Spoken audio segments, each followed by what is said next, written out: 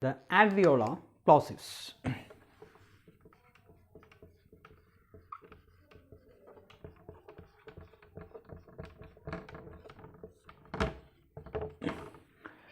So, the bilabial plosives with the two lips as the articulating organs. Coming to alveolar plosives, the articulating organs are the tip of the tongue and the teeth ridge. So, the upper lip, the upper row of teeth, the teeth ridge or alveolar ridge, this is the palate, the roof of the mouth, the lower lip, the lower row of teeth, mouth, and the tongue, the most active articulate. So, here the tip of the tongue touches the teeth ridge, the lungs,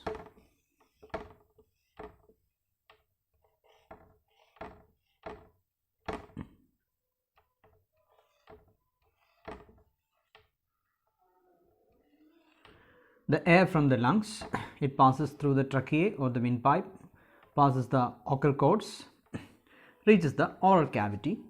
Here the soft palate is in a raised position closing the nasal cavity. So, the only option for the air is to escape through the mouth. So, the tip of the tongue touches the teeth ridge, thereby completely blocking or obstructing the air stream. After a while there is sudden separation, the tongue lowers, assumes the normal position, the air rushes out with a plosion. So, this is the manner of articulation of an alveolar plosive. Okay, the articulating organs, the tip of the tongue and the teeth ridge, complete obstruction or blockage of the air stream. There are two alveolar plosives. T, D, T, D. Okay, so T, D. Right. So, in the case of T, there is slight difference between in the manner of articulation of T and D, that is the position, that is regarding the position of the vocal cords. The vocal cords are open in the case of T. As it is open, the air can escape freely and continuously without vibrating the vocal cords. So, T can be described as a voiceless.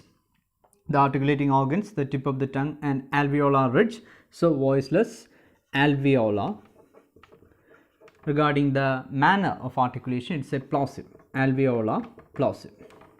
So, coming to D, as the articulating organs, the vocal cords are lying close together, so that the air can escape only after vibrating the vocal cords. So, D is described as a voiced alveolar plosive. Okay, so this much regarding T and D. Then coming to the Indian speakers, we have some problems with the pronunciation of T and D.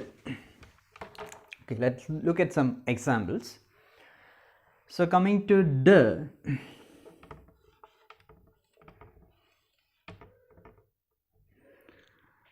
so we have the equivalent sound of D in Indian languages like Malayalam and Hindi. In Hindi we have the da sound. In Malayalam again there is da, this da is there. So, when an Indian speaker, Indian user of English pronounces this D, so we are familiar, our tongue is familiar with the speech habits of our native language. So, when we pronounce da in Malayalam or D in Hindi, there is a tendency for the tongue to slide just behind this teeth ridge. Okay, not instead of touching the teeth ridge, it glides just behind the teeth ridge in this way. Okay, the tongue has a tendency to glide behind like this. So, when we pronounce this word, it should be pronounced as dog, dog. We have a tendency to pronounce as dog, dog, like the tongue slipping behind the teeth ridge. So, we should be careful regarding these two sounds. It is T, the articulating organs, the tip of the tongue and teeth ridge. Instead of the tongue going beneath this portion, it should touch the teeth ridge. the complete blockage or obstruction of the airstream and the sudden separation, the air rushing out. So t and d. T occurs initially as time, teach, toy, test, tell, medially as attack, certain, attract, attend, pattern, and finally as fast, late, tight, letter, better. D occurs initially as dine, doll, dress, dim, desk, medially as sudden, ridden, adapt, adore, ladder, and finally as blood, cried, lead, taught, set.